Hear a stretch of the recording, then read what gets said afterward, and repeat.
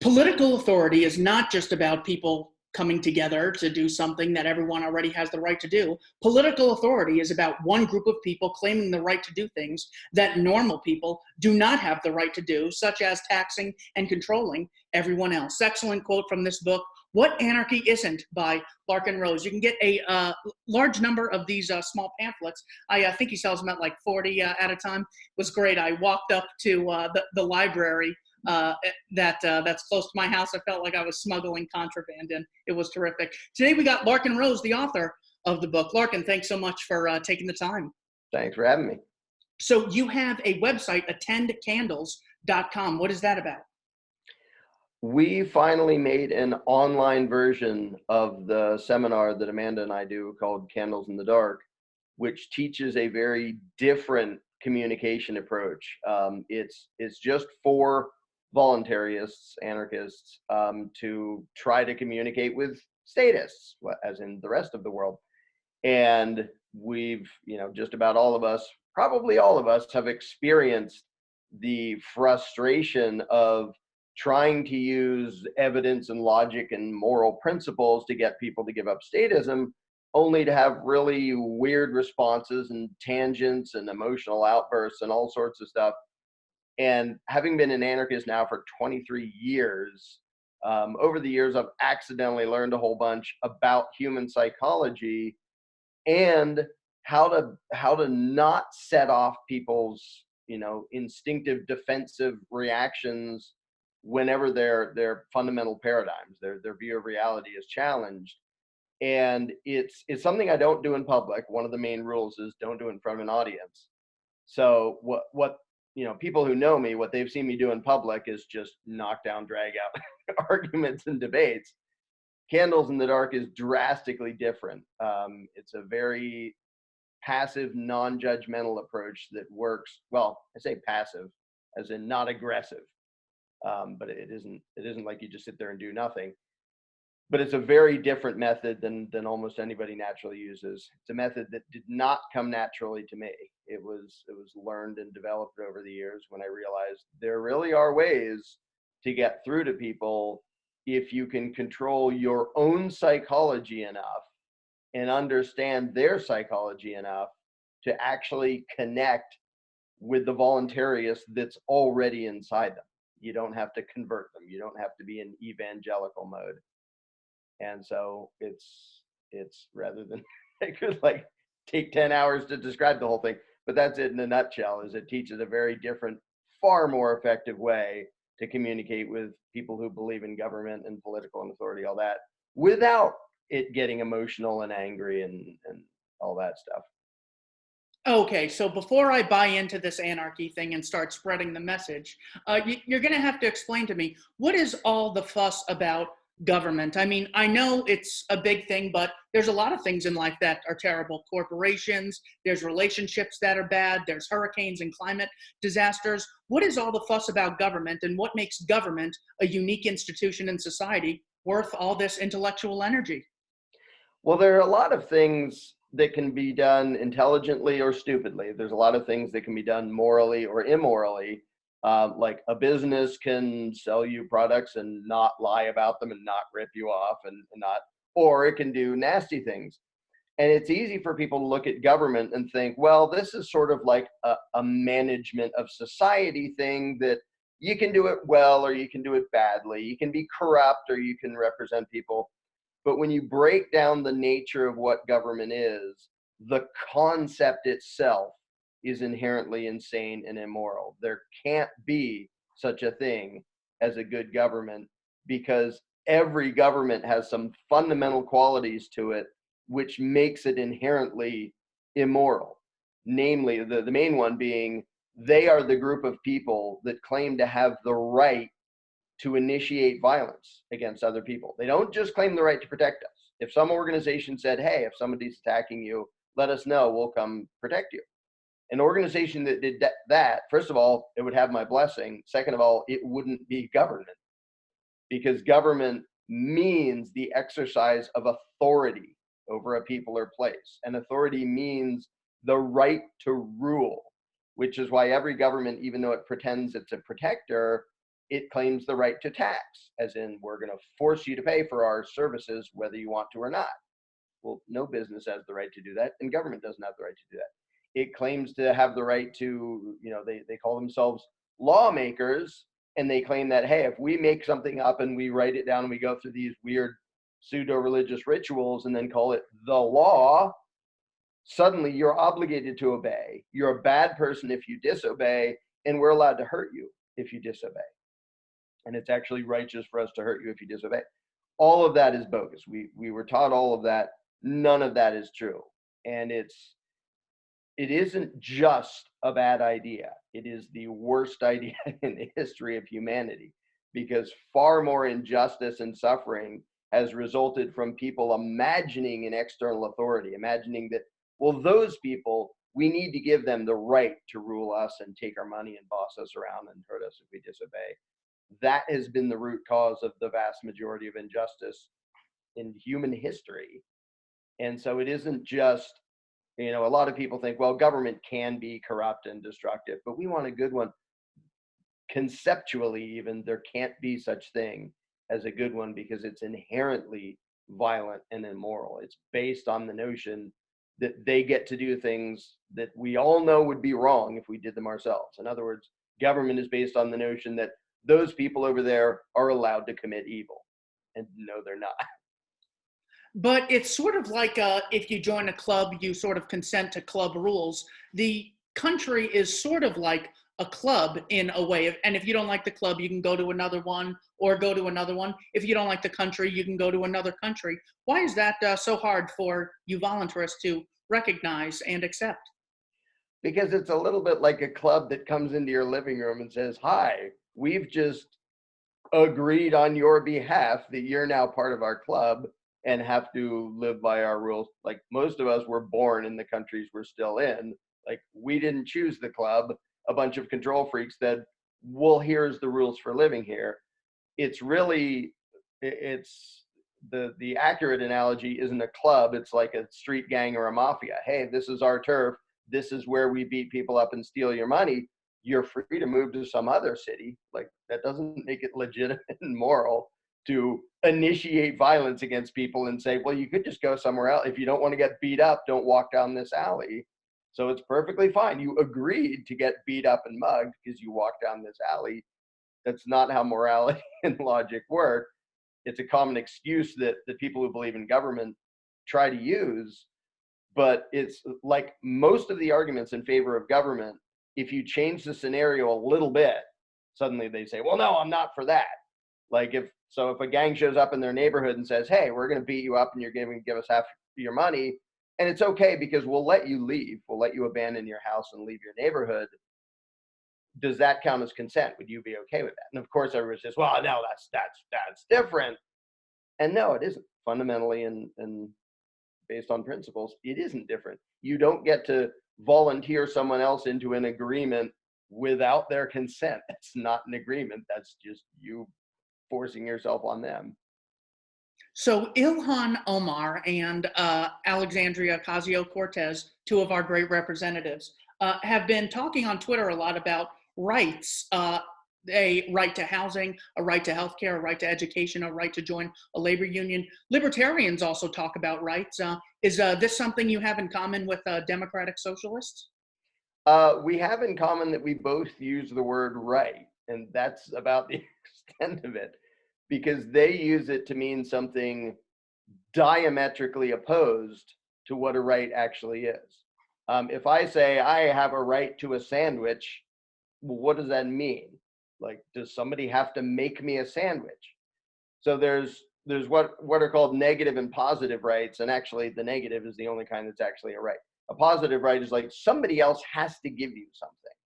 And to test whether something is actually a fundamental right, there's a very easy thought experiment, which is, if you're all alone on a big island, can you exercise your right? Do you have a right to housing? Where would it come from? Like, you have a right to build your own hut, which nobody's going to interfere with because you're the only one there.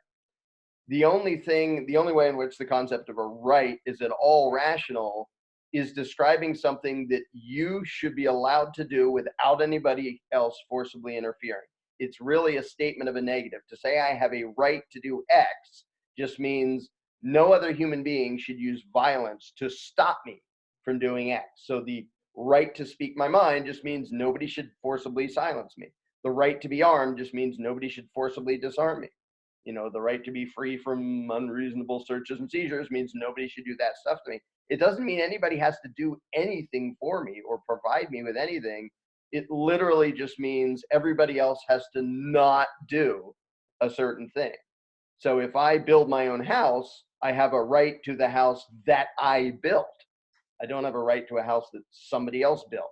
And the political left in particular loves to pretend that you can somehow be entitled to other people's efforts, which, you know, as soon as you go into that mentality, it's just a disaster waiting to happen. Because if everybody thinks, well, somebody else is obligated to give me a house and food and healthcare and air conditioning and entertainment and a car and whatever else I can wish up.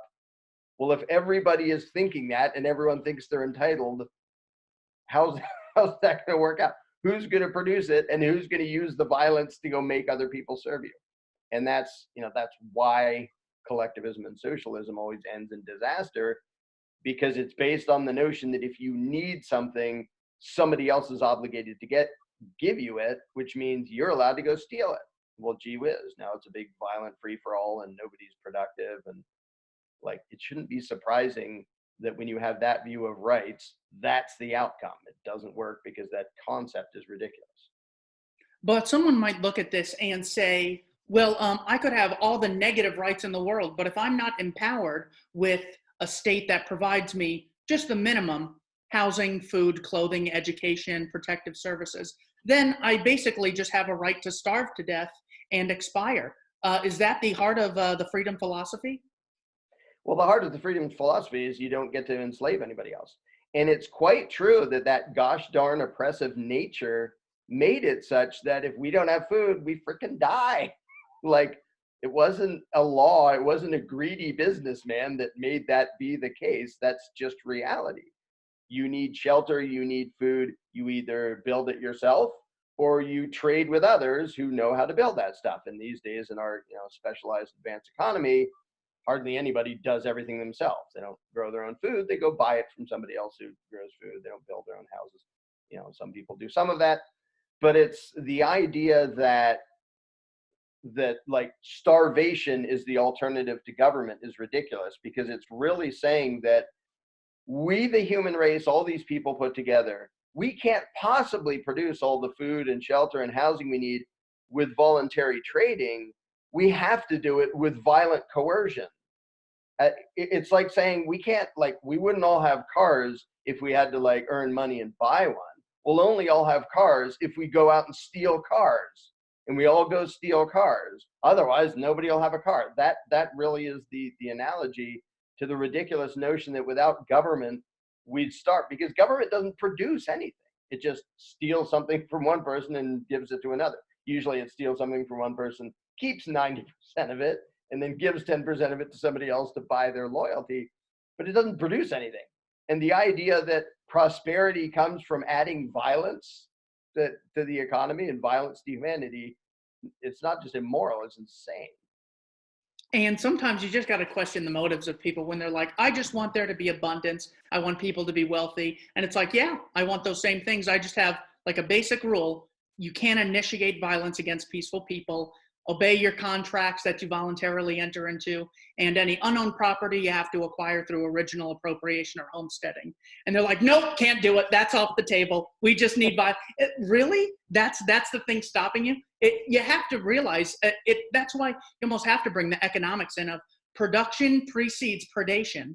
And that is something really difficult. Do you have a candles in the dark approach to someone who just sees we need good stuff to be achieved, and I can't think of a way right now of how to produce healthcare to the masses, therefore we need a state? Do you have a candles in the dark approach to that mindset?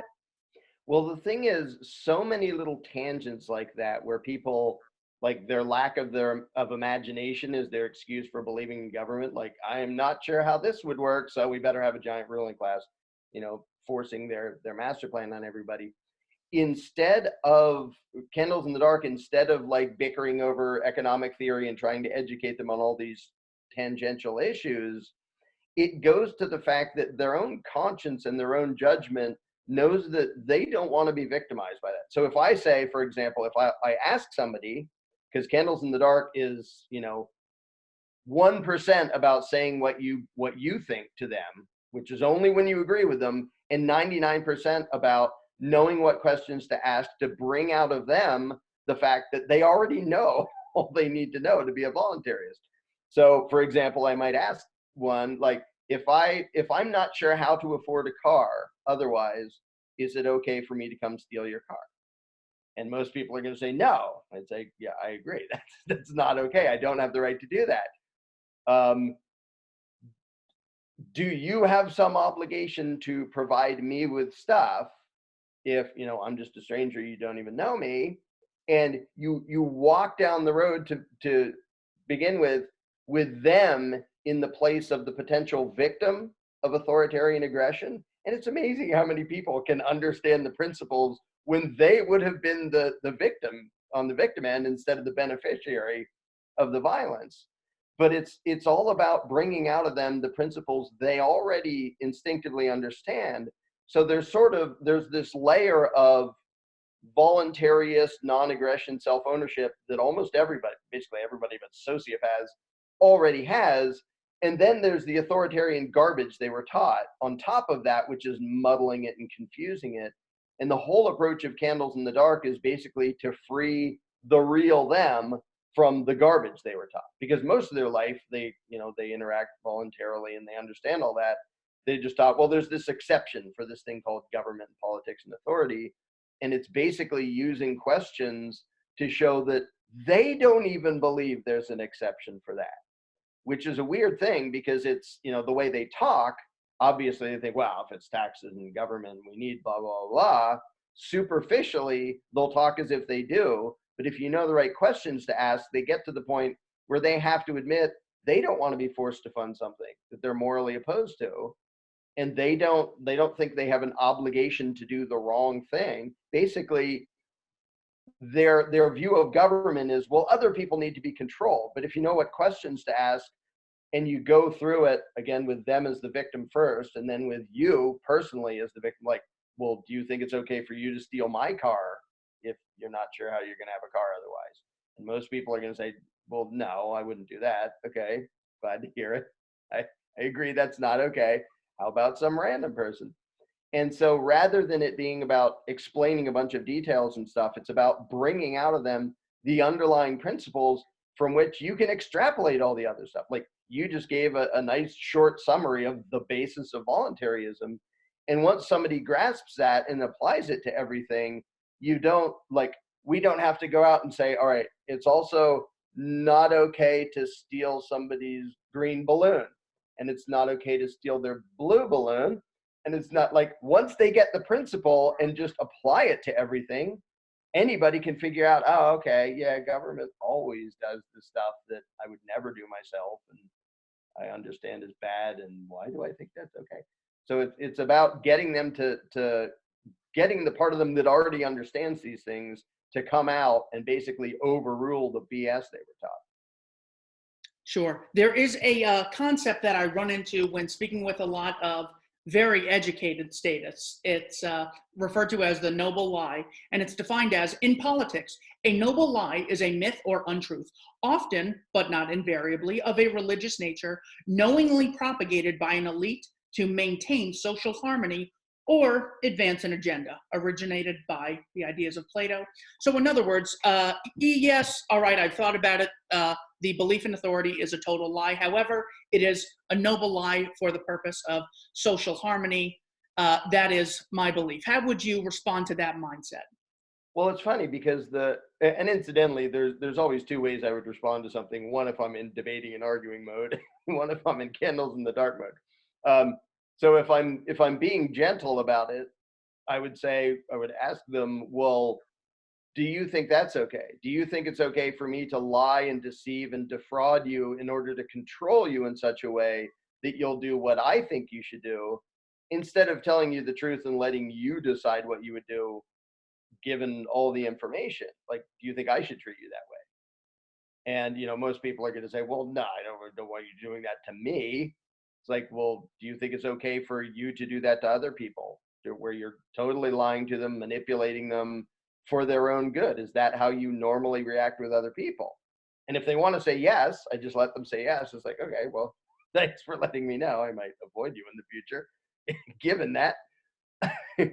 But most people, when they apply it to themselves, they're already uncomfortable with all of the excuses they've been taught to use for government. And I could even, in a free society, I could even see a situation in which somebody saying something not all the way true to, like, if there's a bigger problem than the person really thinks, but you're trying to comfort them, like, it's okay, well, I can see people doing that and it's not the end of the world. But the thing is, when government does it, it's always as an excuse for violent aggression. It isn't just to make people feel better. It's to either rob them or violently dominate them. And using lies to do that doesn't, like, if you did it openly and it's bad, then if you do it deceitfully, it's a little bit worse. It doesn't suddenly become good. If embracing the non-aggression principle made all of humanity completely impoverished, would you still support it? Yeah, because 5 minutes later, they'd all be rich.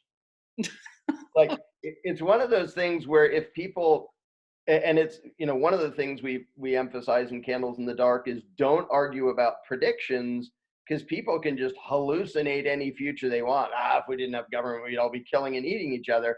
And, like, you can't prove to them that we wouldn't, because if they think so little that they already believe that, then it's going to take you years. Okay, economics 101. First production, like, you're gonna have to sit there for 10 years and explain it to them.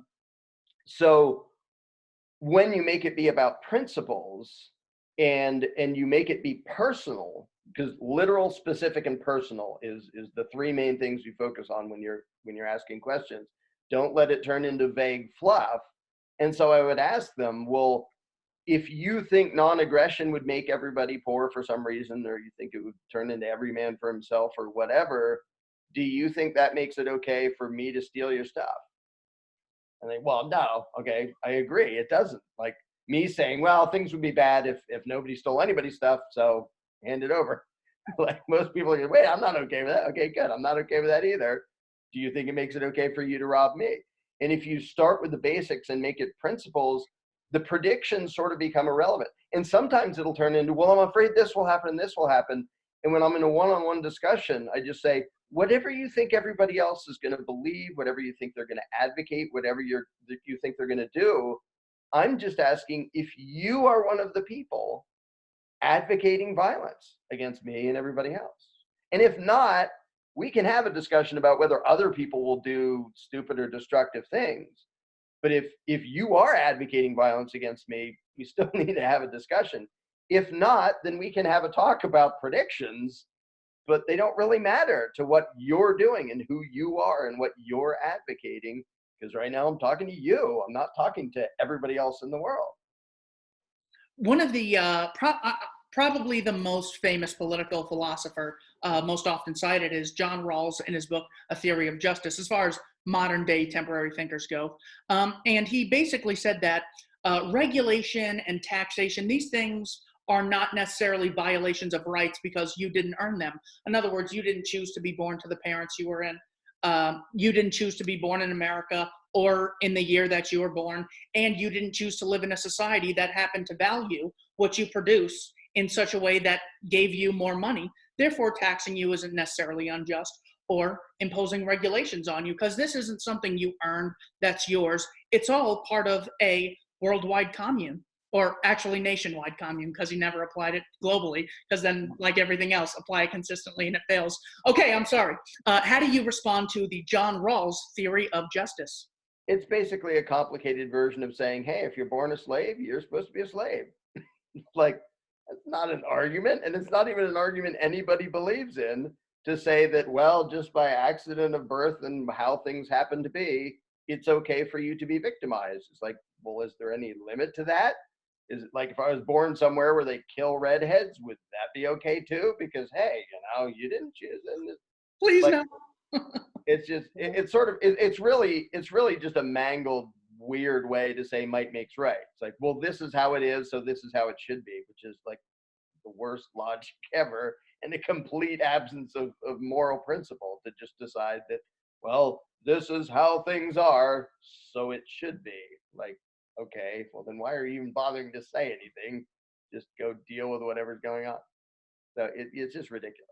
Yes. And speaking of wise overlords who should do our thinking for us, Cass Sunstein has a theory of rights that says there's actually no such thing as negative rights at all, because everything you do, the right to be left alone right now, only exists because the state provides roads for people to drive on. The state provides courts that keep the peace. They provide police and military for both foreign and domestic peace. So therefore, it's not negative versus positive rights. Negative rights don't even exist, says Cass Sunstein. How do you respond? That's sort of it's a variation on the ridiculous thing of, well, they're just providing services, so of course they're allowed to tax you. It's just more general version of that, to which there's a very simple response. Again, this is not candles in the dark method. This is me arguing with people method. It's like, all right, then tomorrow I'm going to show up at your house with a moldy, half-eaten sandwich and a gun, and I'm going to give you the sandwich, and then when you have benefited from my services, I'm going to demand $100 from you. And if you don't pay it, you're the thief. You're the tax cheat because you benefited. Like, that's not how the world works. You don't get to just decide both sides of an agreement without the other person actually agreeing and then demand that they comply with an agreement they didn't agree to. So to say, yeah, you're allowed to get robbed because government did these things you didn't ask it to and you had no say in, and now you're beholden to them. It's just that, again, it's one of those things that if you put it in any other context, nobody would be arguing something that dumb. Like if I said, hey, I'm here to mow your lawn for $20,000, hand it over, they'd said, I didn't agree to that. Well, too bad, I already mowed it. And so you already benefited. So where's my $20,000? That's the price. Are you going to be some freeloading criminal who doesn't pay for what you receive? Like, everybody would recognize that if I argued that, I'd be insane. And when government argues it, they go, oh, yeah, that makes sense. No, it doesn't. It's just as idiotic. Do you have a general theory as to why there has always been government pretty much everywhere? Well, there actually hasn't been. It's one of those things that, like, if you back up and look at a huge map, and like, okay, this giant area on the map right now, or at any time in history, whatever, over here, pick a country, pick a time. So there's some people who claim the right to rule this whole place. And so you think, well, that place has a government. What they really have is lots and lots and lots of people, and some of the people go around initiating violence against other people. Most of the time in most of the world, those other people think, well, this is just how it is, or maybe even this is how it has to be. But the way most people interact is already voluntarious. It's already anarchist, because they don't just go around robbing and attacking each other. It's just agents of government and an occasional criminal that do that. So the idea that there's always government everywhere already isn't true. But the fact that so many people have accepted the myth and authority is directly a result of basically a tiny little bit of instinctive sort of follower mentality combined with a massive amount of intentional indoctrination. And if anybody wants a lot more in-depth version than I'm going to explain here, look up the Prussian indoctrination system and read some of the books by John Taylor Gatto. Because it gets into how they openly, deliberately said, we really need to train these subjects in such a way that they don't have a will of their own and they do whatever we say, especially when we say, here, go kill those people over there. Because so many people are like, I don't want to. We can't have that. So we need an indoctrination system. And the Western schooling system is still based on the Prussian system that said its purpose was to train people to not be able to think for themselves. And that's, I'll quick throw in that's actually good news. The fact that it takes that many years of intense indoctrination, like we're going to sit you in a school and just mind control you nonstop in your most formative years, over and over and over again. If you have to do that in order to get people to believe in government and bow to it, it's because people don't naturally want a master that they have to bow to. They might like want to follow somebody and want somebody to save them and want to look up to somebody, but that's not at all the same. And that's the part that's sort of biological, but that's not at all the same thing as I want you to violently dominate me. You know, okay, there may be the BDSM crowd, but that's kind of a different thing. Normal people don't want to be violently controlled against their will. And it takes a massive amount of indoctrination to make them think that's okay and necessary. You are on record committing the thought crime of saying that minarchists have more in common with tyrants than they do anarchists, libertarian anarchists, and voluntarists. Defend that immediately before I freak out. Happily. First of all, the term minarchist literally doesn't mean anything. It means I want the minimal amount of government that I think is necessary. Well, you just described every statist in the world. It's just some statists think more is necessary and some think less is necessary. But it's still the person saying, we need a ruling class. We need an authoritarian control mechanism that makes sure that whatever. And their list of things they want government to do may be longer or smaller or different to me. I just want police and military, and I was one, by the way. You know, a quarter of a century ago, I was a minarchist.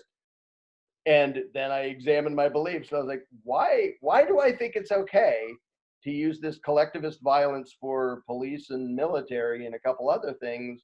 Meanwhile, I'm having complete tantrums at the people saying it's okay to use government violence to help the poor. Like that's, you know, it's not your money. You don't have the right to initiate violence against me. But for some weird reason, I do have the right to ask them to initiate violence against you.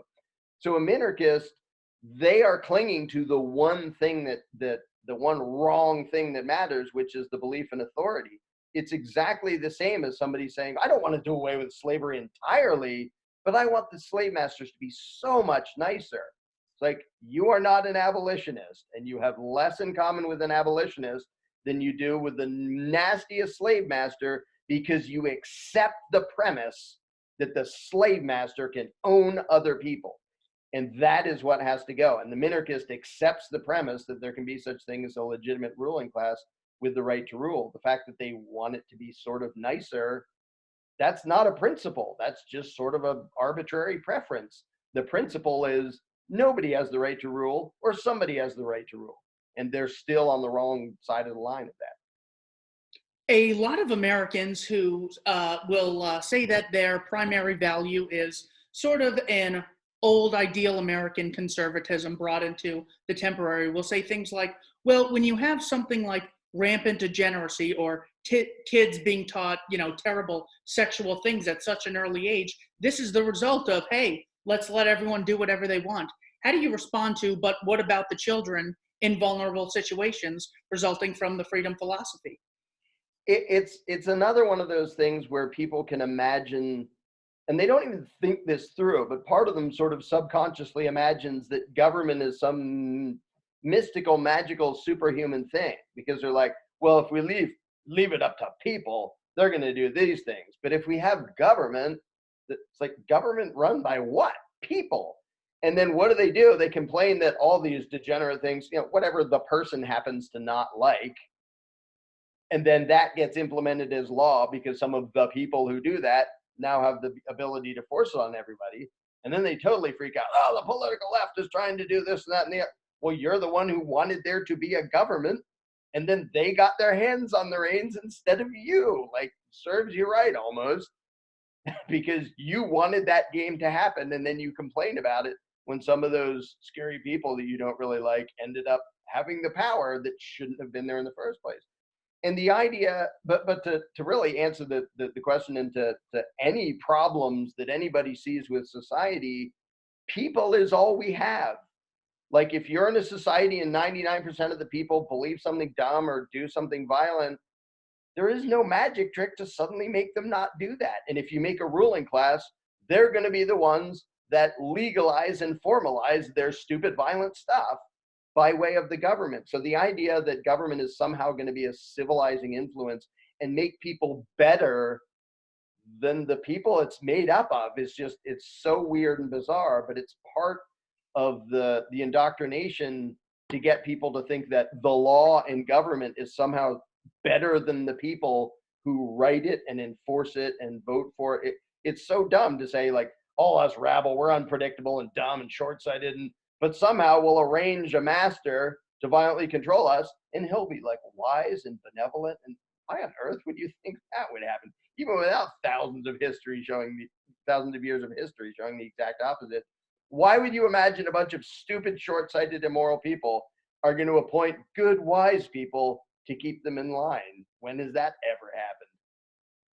Yes, I totally forget where I read this. I was trying to think of it. If you remember, let me know in the comments below. But there was a concept of, ideally, I am a freedom lover, but in reality, if I don't grab hold of the state when 99% of people are statists, other people will and impose a different kind of immorality on me.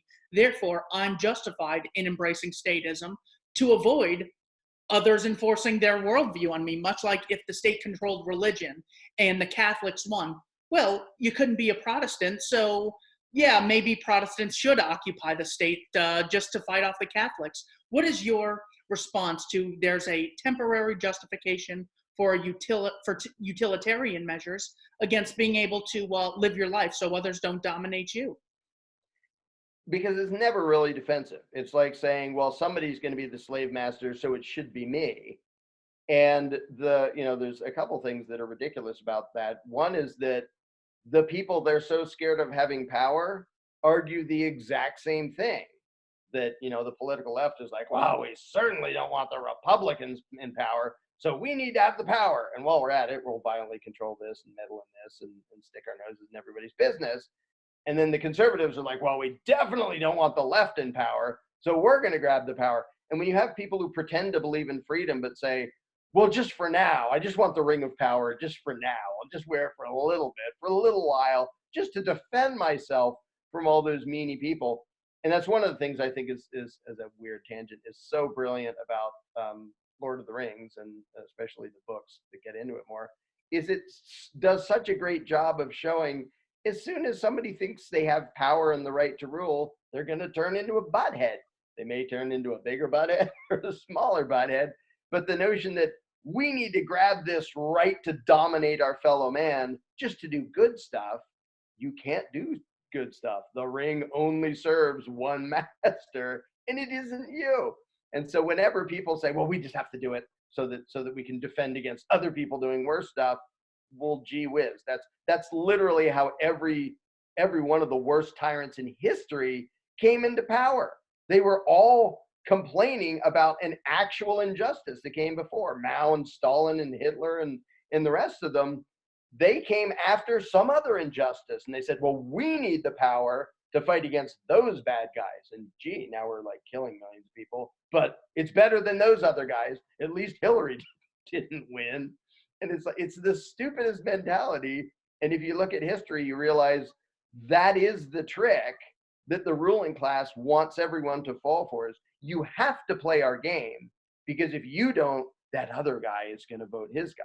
And then they turn to him and say, you have to play that game, because if you don't, and every time the people who win are the ruling class, and the people who lose are both sets of doofuses that voted for a ruling class. That's funny. It's the old party trick of only other people will come if they know other people are coming. So you just lie to each person individually and say, everyone's going to be there. It's Right. like the most evil grand scale of that. About, tyrants getting into power. Do you think that only evil people are, I don't want to say only, but do you think generally evil people are just attracted to the state? Or even if you got the genuinely nicest group of people and gave them state power, that they would turn evil? How do you think the causation occurs with so many bad people ending up in power? It's totally both. Now, currently, the system serves itself so well that if you're not an evil bastard, you're getting nowhere near the throne, because the people already there are going to make sure you don't. And so right now, especially like at the federal level, where there's lots of power involved, if you're not an evil bastard, you're not getting anywhere near it anyway. And if you are an evil bastard, that's definitely what you want the most, is to be an evil bastard in the biggest gang of evil bastards in the world. But even on a small level, and I wrote a book about my own experiences dealing with just local zoning and building inspector doofuses. It's called Parasites on Parade. And it tells my own story, but the point is to demonstrate any political power is going to make somebody into a butthead, even if it's just kind of a little tiny bit in a little tiny area, regarding this little tiny topic. You don't get to rule everybody, but you get to decide who's allowed to do this particular thing in this little town over here. Even that will make people into buttheads. Now, of course, it does matter some what someone's personality is like. Like, some people will turn into a little bit of butthead, and some people are like power happy twits to begin with, but it will turn anybody into that. And the degree will differ, but it necessarily turns you into that. And again, to use the analogy of slavery, if you could actually be convinced that you owned another human being, you would be a bastard to them. You might be a nicer bastard, but if you actually thought that you owned them, you wouldn't treat them like an equal. You wouldn't be like charitable and talking like you would to a fellow human being of equal status. You would treat them like property. You might treat them like a good dog that you're very nice to and pet and feed well, but you think, no, I get to decide what you do because I own you. The same thing is true. If you think you have authority, if you think you have the right to control people, you're gonna be a bastard. You can't not be a bastard, because if you exercise that authority at all, you're exercising coercive control over other human beings. And if you think that's okay, you're gonna be a bastard. There's not another option. Now, you can be a way worse bastard or a not nearly so bad bastard, but you're gonna be a bastard. So we talked about how the libertarian sees the world as voluntarism versus violence. The leftist sees the world as oppressed versus oppressor. The conservative sees the world generally, from my understanding, make sure to comment below on what a sellout I am for not describing this correctly. But generally, they see the world as order versus chaos, or civilization versus terrible, unpredictable state of affairs. Saying, well, have you ever been in a riot? This is why we have government, for some sort of mechanism to achieve order. Even if it does all these terrible things, all that means is we have to just work harder. Even if it's inherently unjust, we just need order for us to live our lives. How do you respond to the conservative mindset? Well, it's funny because it's a little bit embarrassing that it took me so many years to see the bleeding obvious. I don't remember who I first saw saying it out loud. I don't know if it's something that occurred to me before somebody said it in these simple terms. Somebody may have just said it. Conservatives want a big daddy government, and liberals want a big mommy government. It's a difference of mentality and personality, and that's all. So the ones who want a big daddy government are like, he needs to provide for the family and keep order and push you to be all you can be and keep everything, and then the mommy is supposed to take care of everything and treat you like a little baby. But either way, it's complete immaturity. It's failure to grow up. Like the voluntarist is like, I don't want a mommy, daddy, or a government or a giant daddy government. I want to be a grown up and left alone.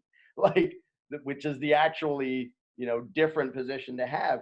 But the funniest thing to me is that conservatives pretend we're all about rugged individualism and we make our own way, and now we want a giant ruling class robbing all of us to protect us. It's like, you don't want independence. You want a certain amount of it inside the mentality of slavery, and you still imagine that people can't achieve order, but somehow government can, even though, again, open a history book. Oh, gee, look at all the wars that resulted from government. And so I'll often say to state is, let's play a game. I will name a large-scale atrocity that was a direct result of government authority. Then you name one that was a direct result of a lack of government authority. I'll start with Mao, 42 million, your turn. Okay, I'll start with the fight at Popeye's Chicken. Right. Or even if I said the Vegas shooter or something like that, I think Vegas shooter is the biggest private murder that has ever occurred, and it didn't even break 100. I mean, that's like two bombs that the Pentagon dropped since we started this conversation. Yeah, yeah.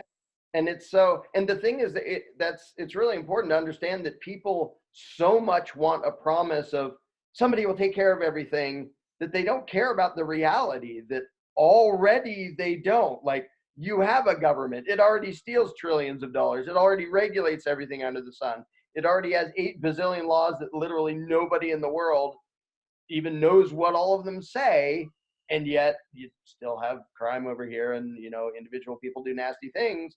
And the level of nastiness of what individuals pull off, even the worst in the world, even if we accept the official story of these things, which half the time aren't even accurate, it's still nothing compared to government. And the fact that a couple of years ago, the story came out that cops literally do more armed robbery than all other criminals combined. And I don't even mean taxation, which would put it way ahead. I mean like civil asset forfeiture and seizure. They literally do cops, the law enforcers, commit armed robbery more than all private criminals combined. And then people are like, but we need government because otherwise, and the thing is and then some people decide that, well, you just think everybody will be nice in, a voluntary, in a stateless society. No, I don't. I think some people will be stupid, and some people will be nasty, and some people will be violent, and it'll still be like less than 1% of the people who are violent today because they're doing it in the name of authority. So it's like, don't have a hand grenade with a loose pin in your living room. Oh, you think nothing will ever go wrong if we don't have a hand grenade? No, other things might go wrong, but it's still not a good idea to have a hand grenade in your living room. It's that dumb. And they can't even just look at history and go, yeah, government's definitely the biggest problem. When that's gone, we can think about like, well, what do we do to reduce, private theft and thuggery and murder and stuff. But first, get the hand grenade out of your living room. There's a philosopher, John Hasness, who writes about the myth of the rule of law and the obviousness of anarchy. And it reminded me when you said there's 8 bajillion laws that no one's ever read. The crazy thing is that even if you took the time to read all of them, you still would have no clue what it means, because read the First Amendment. According to government, that allows them to silence speech in a time of war. They can arrest whistleblowers. They can, cage you for making what appeared to be a threat. There was this guy, Kelly Rushing, who said, officer, you should watch this video of Ron Paul. And he arrested the guy because he said, oh, you're making a threat against me because he's small government and I'm government. So you get that. The Second Amendment, I think, is pretty clear. And they apparently somehow translate that to the state can monopolize some guns. So even if you have the most clear, this cannot happen, and all of this, 10th Amendment, everything else is left to the states, that they don't even abide by. So the fact that even if you do read them, know exactly what they say, the monopoly state has no incentive to justly enforce them. Yeah, and it's funny because I'm in the process of typing up the 2nd edition of my first book, How to Be a Successful Tyrant. It's been out of print for ages. And I was just typing through, I'm typing it and adding to it and editing a little bit. And I was just typing through the part that's exactly about that, having a gazillion laws that not only can the people not nearly understand, but the enforcers don't understand it. Like there are 80 zillion laws and they're all so complicated that any arbitrary paper pusher or cop or anything else can just make something up, and then you have to like fight about it and stuff. So it's the idea that we have the rule of law is ridiculous because the law is literally unknowable by anybody, which means it's arbitrary power disguised as something else. And people know this. Like occasionally people, will like read a story about, oh, there's these kids got arrested for having a lemonade stand. They're like, well, how do you? And so they know it. They can see the real world examples of how this doesn't make like peace and order and we all know what to expect. It makes this ridiculous violent chaos, and yet they still think that a lack of government is going to be the source of violent chaos. It's just so bizarre. So I do think there is a deeper meaning when someone says, Well, in the absence of a state, who would build the roads? What they are, in a sense, saying, well, one is if the state doesn't provide it, it won't exist, and we dealt with that earlier. But another is if you have the right to exclude people from a means of transporting themselves to allow them to live their life, you can just exclude people, and those people would die in the absence of a state making sure everyone has equal access to at least roads so they can meet and do their trading. How do you respond? Well, first of all, that's something that people dealt with without ruling classes for a very long time. The concept of a right of way has been around, I don't even know how many thousands of years. It's like, I live here, here's my house, here's your house, but we need to be able to get somewhere, so here's where we all travel. And nobody gets to just, the whole, road, the highwayman, that's not okay to just say, hey, if you're on this road, we get to steal some of your money.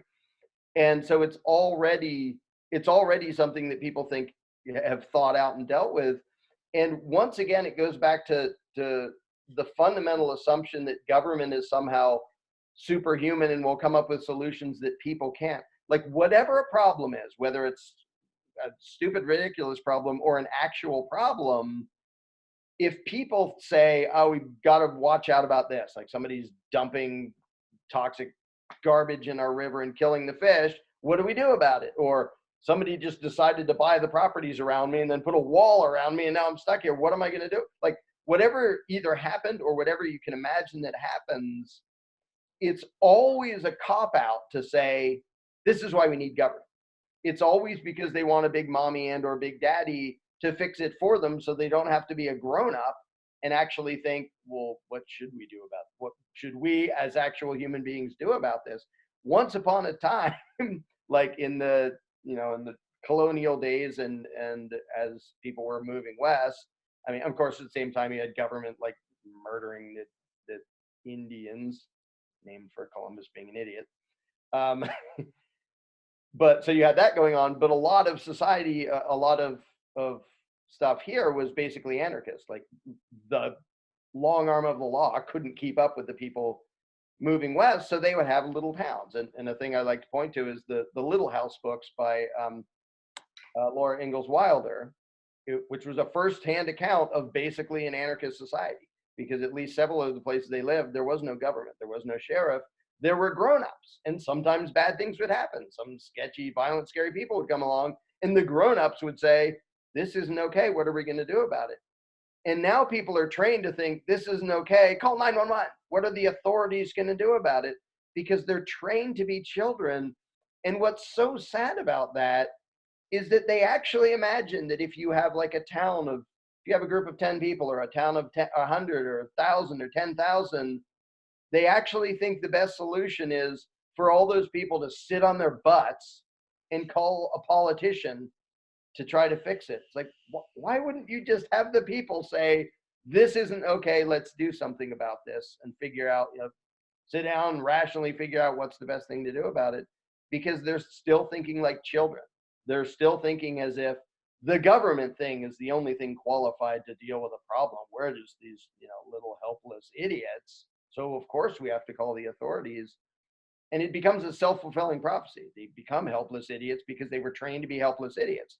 Now, the moment they don't have an authority to whine to, they'll suddenly act more like grown-ups because they don't have a choice. But until then, they're advocating a really stupid solution just because they don't want to have to be responsible to do something about anything. And the reason I like the candles in the dark method approach so much is because it gets at the heart of statism and the belief in authority. Whereas I spent so much time, like the Wild Wild West example, triggers me to no end because it was always, well, you don't want government, so you want the Wild Wild West. And I'm like, well, damn it, I don't want that. So never mind, I'm going to be a statist for a few more years. And then it's like, you know what? Hold on. It feels like a lie. So for the heck of it, I'm going to research it. And then while you're researching, I came across a book, The Not So Wild Wild West by Terry Anderson. And it turns out, wait, hold on. My initial idea of this is from Clint Eastwood movies. So maybe I should actually look at history, and all the documentation shows that, yeah, believe it or not, people are more peaceful when they have a direct incentive to make peace with their neighbors and have, reputations on why they're good people to trade with and Right. whatnot. The New Deal is another example. Don't you know we need government because the New Deal saved us? And then like 10,000 hours of research later, no, the New Deal actually led to the recession of 1937 and put us in a worse place than it was previously. And they're like, yeah, but don't we need it for, no, hold on. I just refuted something that took me forever to find out, when it's really just like, I have a cult and I got to defend it. And then they just start throwing stuff at you and you're just there trying to dodge it. So that's why I love the candles in the dark approach. Yeah, and one thing we teach in the seminar is the fact that the reason their brains do that, like they will always have another, but what about? Like, so it becomes pointless to even give them an answer, because the reason they're doing that is not even because they actually wonder about those things. It's because they don't want to look at the uncomfortable principle. And as long as you let them like drag you off into giving a 3-hour speech about privatized roads or private protection or, currency that isn't controlled by a government, a million different things, what you're doing is giving them relief from the discomfort of having to look at their own principles and what they actually believe in. And that's the reason they do it. Now, they're not doing it because it's like some clever, nasty thing. They're just subconsciously uncomfortable talking about the actual principles that they've never looked at and haven't really thought about. So their brain automatically flies off on some tangent that isn't about principles, because they're perfectly comfortable saying, oh, well, we'd all kill and eat each other without government, or how would this work? How would that work? There's not a limit to how many things they could say. Well, under anarchy, how would blah, blah, blah. All of those discussions have one psychological purpose, and it's subconscious. They don't even know why they're doing it. But the one purpose is to free them from having to think about the principles. So in Candles in the Dark, we teach how to not get dragged off onto any of the tangents, but just gently bring it back to the principle that they don't want to look at, because they are already uncomfortable with their own belief system. And that is what you use to have them reconsider and actually look at, well, what do I believe and what do I advocate, instead of, I'm going to, here's a 800-page treatise on Austrian economics. It's like, it's still not going to work. If they're not somebody going out of their way to try to understand these things, it's going to accomplish nothing except give them an escape route away from the things that actually matter. And Candles in the Dark is about how to keep it on what actually matters without it becoming confrontational and emotional. Now, what about someone who says, you know what, fine, you've beaten me down, I embrace the principles, you're right, but I am genuinely so scared of society without a ruling class. As bad as all the atrocities are, I mean, it's pretty much okay. I'm not being shot at. Taxation's illegitimate, but, I'm still alive. I got, a house, a family, and all this stuff. So why should I run the risk of embracing anarchism when I could be killing the golden goose that gives me life in the first place?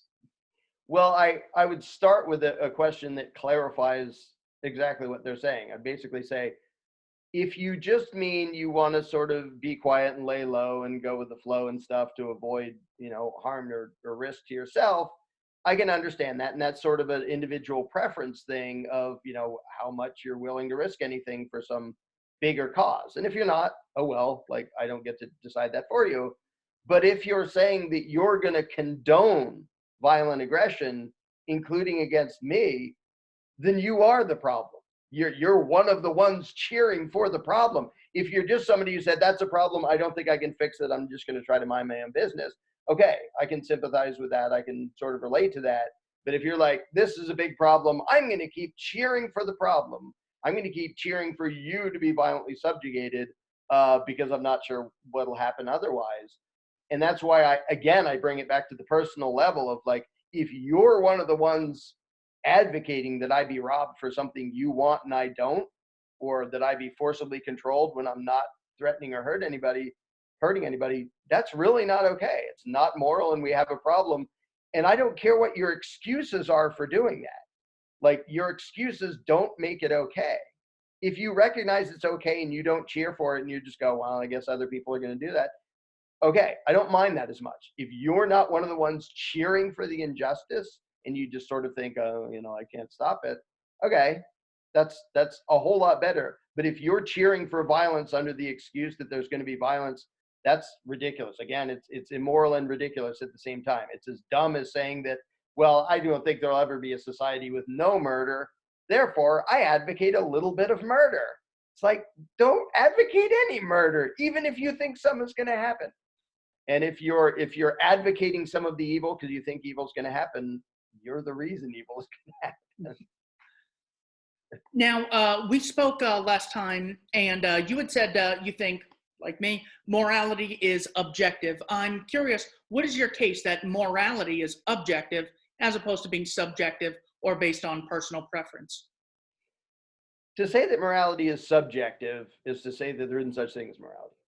Because to say that right and wrong depends on just what you feel like and what any individual thinks and nothing else, like it's not actually based on any inherent aspect of the universe or humanity, it's just whatever anybody thinks, is to say there is no such thing. It's like if you said that math was subjective, like 2 + 2 is 4 if you think it is, but if I think it's 2 + 2 is 8, then it is for me. It's like, that's just saying there isn't such a thing as math. So to say that morality is subjective is to say there isn't such a thing as right and wrong. Now, I know a lot of people argue about, well, what does it mean? And people argue, like, can there be morality if there's not a God? And I think there can be, but what's the basis of it? And then they'll argue about, like, well, there's universally preferable behavior, and however you want to phrase it, however you want to argue it. To me, what matters is that underneath that academic argument that goes back and forth, almost everybody, including most of the people who pretend to be moral relativists and say they believe it's subjective, they don't really believe it. And you can demonstrate it by saying, you know, if your neighbor decided to like murder a bunch of kids, do you think, hey, that's just as okay as your opinion that he shouldn't do that? Or do you viscerally understand that's bad, you shouldn't do that?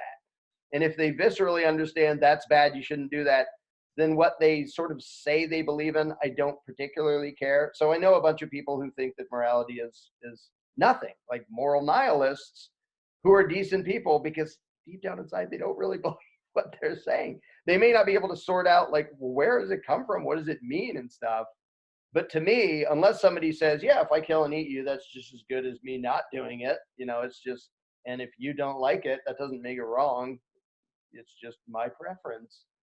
Like, if somebody's all the way a sociopath, basically, there are sociopaths who really believe that. And then there's people who pretend to believe that. And I don't think there's anybody else. There's people who can intellectualize about it. But most of us have inside a moral compass that tells us this is not okay. And the whole notion of freedom and self-ownership is a moral concept. It's saying that I own this. I have the moral right to decide what is done with this. Other people don't. You know, the objection to slavery and murder and rape and all sorts of things, they're all moral objections. It's all saying that's not what people should do. That's not how people should be. And however people want to sort of describe it and explain it and intellectualize about it, I don't really care as long as they instinctively have that moral code in them that says these aren't okay. Because if they don't have that, then I'm going to, you know, keep a close eye on them and keep a loaded gun nearby if they actually think that there's nothing genuinely wrong about doing that stuff.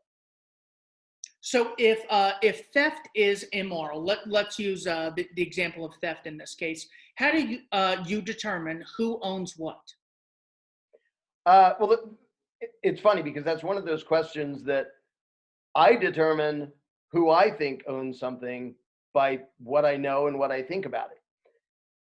When people ask questions like that, they often mean, how will society come up with one conclusion about who owns what, or when the fetus deserves protection, or, you know, they want society to make a decision, and that's not how reality works. How reality actually works is each person, based on what he understands and knows, has his own opinion. Like if two people are having a property dispute and they say, hey, I own that river, and he says, no, I own that river, the property line's on the other side, everybody else can like hear what they hear and know who they know and maybe look up documents or something and then have their opinion. There isn't such a thing as a thing that overrides everybody's individual opinion. And that's what I refer to as the final decider fetish that people have, that we need something that will decide everything for all of us. It's like, well, is that going to apply to you? Does that mean you just won't have individual opinions anymore? You're going to defer to the final decider? It's impossible. Not only is it a really bad idea, it's impossible. So, but to get back to the specific question of how do I decide what somebody owns, it will be based on, like, factually, it'll be based on, well, what do I know about it? Like, if somebody says, this is my car and I've seen them driving around for a couple of years, if it turns out they stole it, I might suddenly change my opinion. But my opinion, if I understand the facts of the case and I wasn't faked out by that, my opinion is based on, well, did you get it voluntarily? Did you either produce something yourself or did you get it by way of voluntary trade? And if you did, then you own it. Most people, even little kids, grasp that concept. They grasp the concept of mine, and that it's not okay for other people to take your stuff. It takes them a little longer to figure out, oh, that also means it's not okay for me to take their stuff. And then by the time they're 6, they're voluntarists, and then they get put in the indoctrination camps to make them back into greedy status. But anyway, that's, a lot of that was a tangent, I realize. But the whole notion that everyone has to have one answer of who owns what or a way to determine it, like, if 99% of the people say that, okay, we understand that that's Fred and that's Fred's car, you still don't need a final decider. It's basically consensus that we all get that that's his, and we don't mess with it. We don't steal his stuff. So there is a large number of, well, I'm not sure if it's a large number or if they're just loud. That was irresponsible of me to say. But backtrack. Well, so a number of people are genuinely afraid in America of, I don't know if afraid is the right question. They don't want whites to become a minority. They don't want English speakers to become a minority in land that is generally, filled with English-speaking whites. Asia for Asians, Africa for Africans, and Europe and America for white-speaking English people. How do you communicate to someone who, in their heart of hearts, is not trying to be a racist, supremacist, oppressor, who is genuinely like, I love a culture that expresses Enlightenment values, people that speak my language, have my myths, my noble lies, and my traditions? How do you communicate to someone who it's totally genuine and really afraid of such a thing happening? Well, I can start by sympathizing with a part of that, and then end by knocking down the notion that government violence is justified. Like, and I've said before, I would rather, like, I don't give a crap about skin color, but I would rather live in a place where people had generally the same culture as me and spoke the same language, and we had sort of the same assumptions about how to treat each other, and because that's just sort of convenient and comfortable being around people who are like you. And by like me, I don't mean race, because there's plenty of people who look nothing like me, but have the same mentality about, property rights, and they speak the same language. So, it's easy to coexist with somebody where you're sort of on the same page on most things to begin with, and you can communicate. And I use that example to say that if I'm in a neighborhood and I'm surrounded by these people and I own my house, I would like it to mostly remain that the neighborhood is inhabited by people who have a lot in common with me, so there's no mysteries. It's not people moving in who look different and sound different, and I don't know their culture, and I don't know anything about them, and I don't know what to expect. And I only own my house. If my neighbor wants to sell to somebody who's completely different, I don't get to forcibly stop him. I can say, golly gee, I don't want that to happen. I might even say, well, can I buy it, or can we get together and buy it, or make an agreement or something? But there's so many things where it's just one more thing where if people are scared of the unknown, or like, well, what I want is this, so we need government violence to make sure it happens. You don't have the right to have what you want. If everyone in my neighborhood decided to sell their houses to a whole bunch of people from a different country who speak a different language and have different customs and cultures, I don't have the right to forcibly stop them. And I can be bummed out and say, well, darn, I like this neighborhood and I liked my neighbors, and now I don't know any of them and I can't even talk to them, and maybe I'll leave. That's a bummer. It's not as big as a bummer as what happens when you advocate violent aggression. And so it's one of those things where people they like to think, well, I don't really like the thought of this happening, so we need government. And like unions will do that. And a bunch of people are like, I don't like the thought of me not getting paid more next year, so we'll bring in government to make them do what I think is fair or nice, or, to make people behave the way I wish they would. And what's extra stupid about that is as soon as you play that game, you're probably going to lose that game because some other group with more money or more people is going to use government to forcibly, squash your preferences and your values and whatever you cared about. And suddenly, oh, well, Trump just stole your house to build a wall. Sorry, but hey, at least there are Americans in your neighborhood, or the neighborhood that used to be yours until they stole your house. And so as soon as you play that game, sooner or later, you're going to lose that game. Whereas if you understand, I own this, you own that, you own that, and a bunch of people can say, hey, let's, if we sell our properties, let's sell it to people who are enough like us that it's, the neighborhood can still be, and if you're even a white supremacist doofus, but you don't believe in violent aggression and you say, we're only going to sell to white people, well, I'm going to think you're an idiot, but you have that right. You can have a little town of idiot white people, racist boneheads, and it actually, even that is a fine example of a voluntary society minimizing coercion and problems. Like, if there's going to be some racist idiot white people, I'd rather them all be over there in a little town instead of forced to mix with people who they're going to have fights with. And there's idiot, supremacist Black people and Japanese, and like almost every culture has had their thing of we're the best and all the rest of you are inferior. And so there's segregationists and a whole bunch of different, races and nationalities and backgrounds and stuff. And fine, you can go do that. Like, nobody has the right to forcibly interfere, and forcibly interfering doesn't make it any better. Like, so government starts with forced segregation, which is evil. And then they come along with the answer of forced integration, which causes a million more problems. It's like, now we're going to force these racist, dumbass white people to be right next to people that for stupid reasons they're scared of or they hate. Like, that's not going to help. Like, you can't force people to not be idiots. And trying to use government coercion to make people make the right decisions, it doesn't work. It just makes it into a perpetual war of everybody against everybody, which is funny because that's what statists say anarchism will be. But it's what government actually does. Is here's this big thing of power. Let's all fight over what it's going to be used for, and then it really is a war of everybody against everybody instead of just let those doofuses be doofuses over in their where they live, and these people can be like that, and these people can choose what they want to do with freedom of association and their own property. And it fixes so much of that stuff, and just let the stupidity die off peacefully in a corner somewhere while the rest of us just go, whatever, we won't force our way on you. You can go be doofuses until you die of old age or whatever.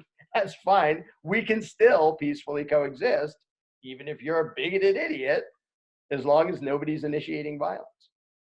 Yeah, and that's the crazy thing, because like you could totally see a peaceful society. Like, we have peace amongst religions who think that some people are going to burn in hell for all of eternity. Like, yep. It's one thing, it's like, I'm worried they won't have roads. Okay, you can get over that if you're going to let them burn in hell for all of eternity, and their kids and all those other millions of people.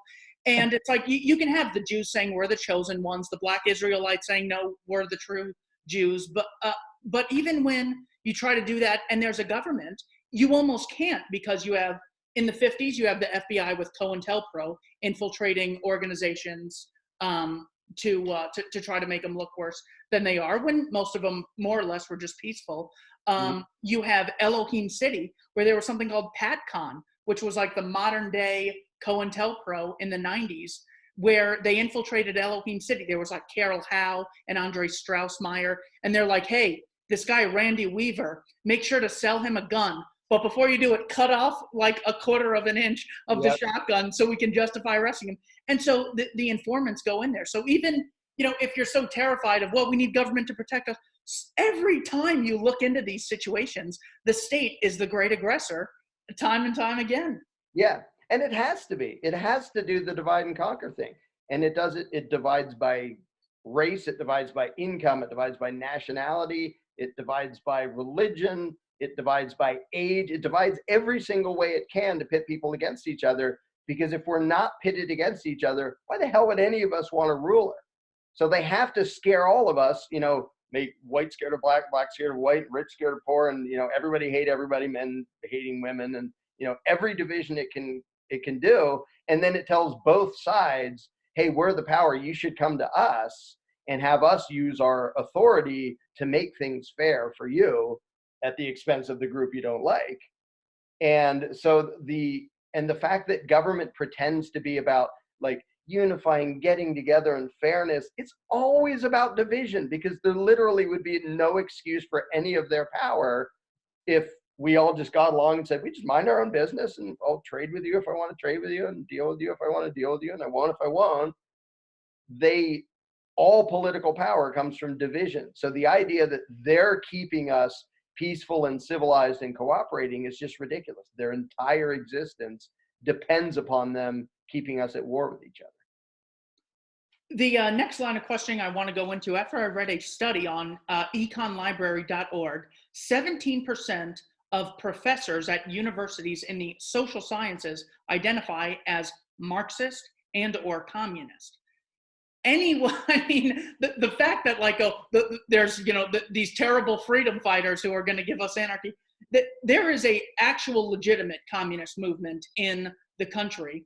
And you had a video called Commie Lunacy, where you go through a number of questions. That's what I'm more interested in, is the line of questioning you had for people who embrace, I guess, large-scale collectivism, you could call it, communism, Marxism, abolition of private property. Can you explain your line of questioning and your reasoning behind each question, just like your top 3 or 4, for when communicating with someone who genuinely believes, not some psycho tyrant, someone who actually believes in, let's call it just Marxism? Sure, and I only have to give the first 3 or 4 because they never make it past that.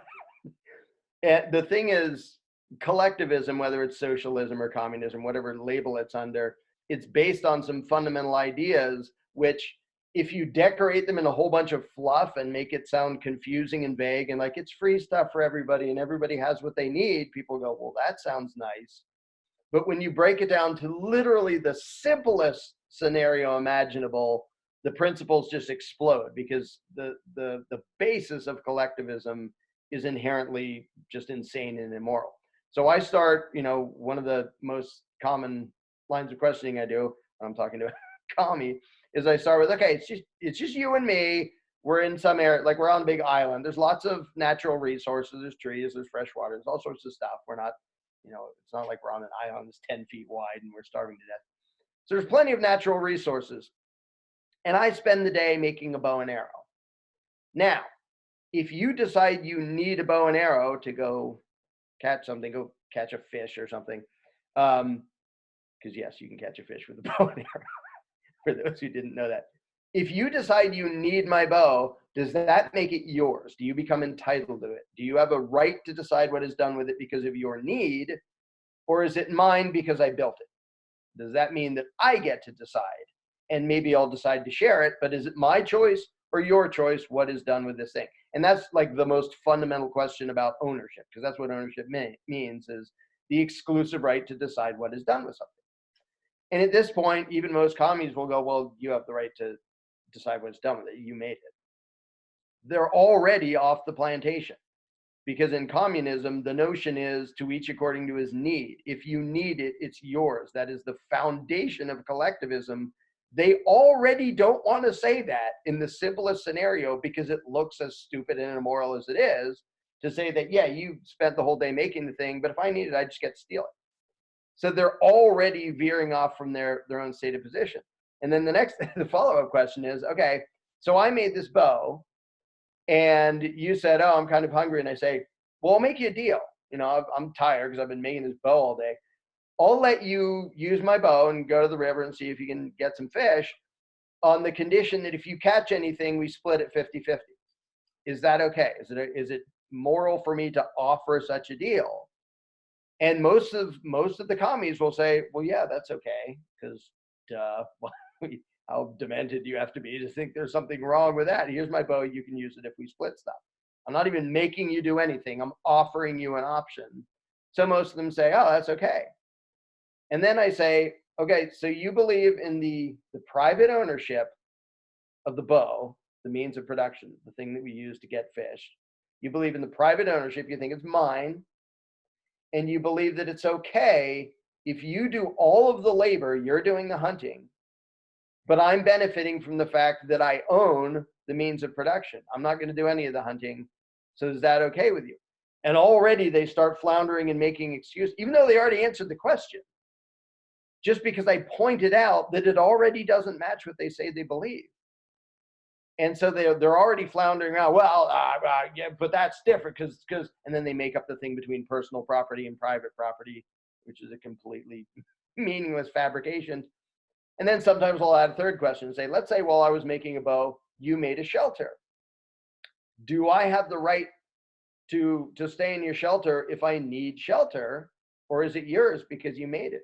We didn't even get that far in the one that I made the video about, because then the guy was suddenly saying, no, it's not. Like, he started by saying, yeah, it's his hut because he built it. So he has the right to tell me I can use it, or the right to tell me I can't. And then I said, well, what if I say, I'll trade you 3 fish if I can use your shelter tonight? And his brain just exploded, because he saw that in a scenario that simple, the entire premise of collectivism and socialism and communism was already exploding. So he suddenly said, no, it wouldn't be moral for us to make the deal where I give him some fish and he lets me use the shelter. Somehow that would be him oppressing me. And then then he started talking about, because he would be oppressed. Who's this he? You have to see the video to fully grasp the mental collapse that happened in a scenario that simple, where it's literally like 2 people and a couple things, and already their brains implode, and they want to talk about something else. They want to change the question. Well, if big corporations seize all the land, and talk about something that has nothing to do with the questions, because instinctively everybody already is an anarcho-capitalist. Like, if I make something, it's not okay for somebody else to take it without my consent. That's the heart and soul of anarcho-capitalism. And you get to make trades, and you don't get to force a trade on somebody, but you can offer a deal. And so some of them freak out even at that. And as soon as you get to the part where we're like trading stuff and we get to decide what's done with what we make, that already is capitalism. And they're already so uncomfortable.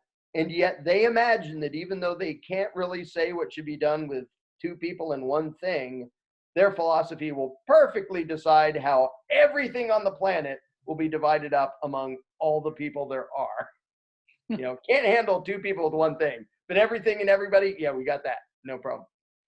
Yeah, well, what I love about that example is it just goes through each question is self-ownership, then justifies private property, then justifies contract, which is just the foundation of natural law. And it's funny, it is weird to call it anarcho-capitalism because it's such a loaded term, but really that is just natural law.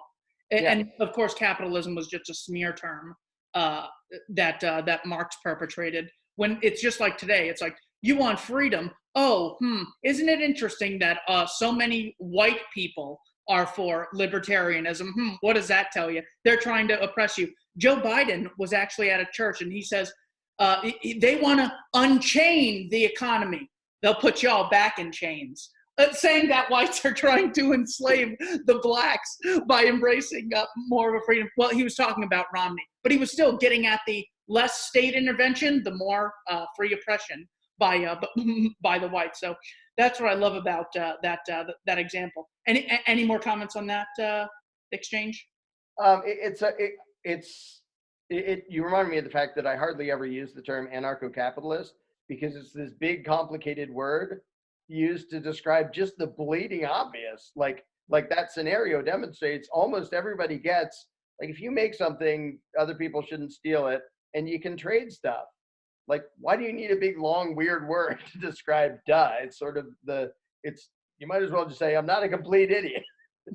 It doesn't need a big, complicated term as if it's some elaborate, sophisticated, weird theory. It's just, I don't want to steal people's stuff, and it's okay if we trade.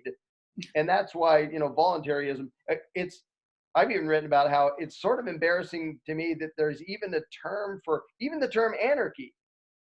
It means there's one dumb idea I don't want. And it's really weird to call that a philosophy.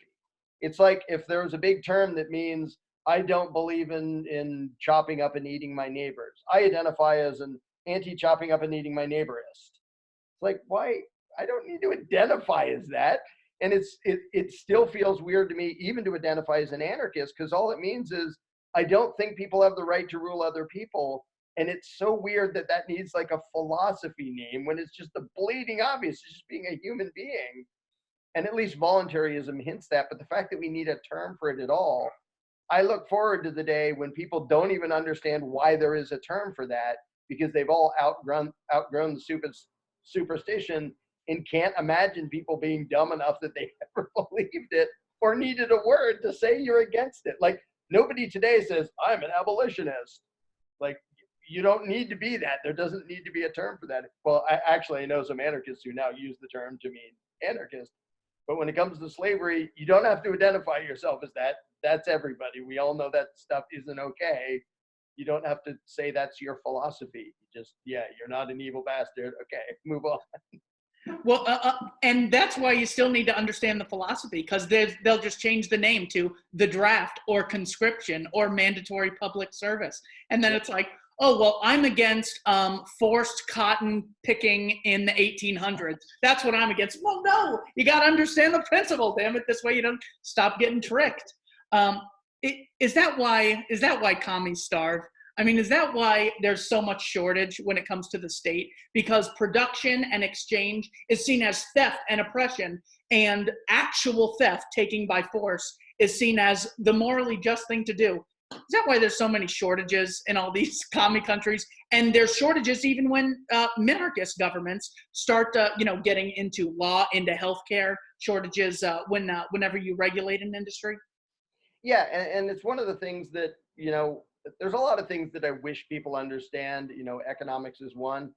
Even if they don't, if they grasp the concepts of non-aggression and self-ownership, all those things fix themselves anyway, whether they understand or not. But it's nice if they understand why communism leads to that. Like, if it's from each according to his ability, you work as hard as you can, to each according to his need, you get whatever you need, and there isn't actually a connection between the two, well, gee, suddenly everybody thinks, oh, I can't really do that much work, but I need a lot of stuff.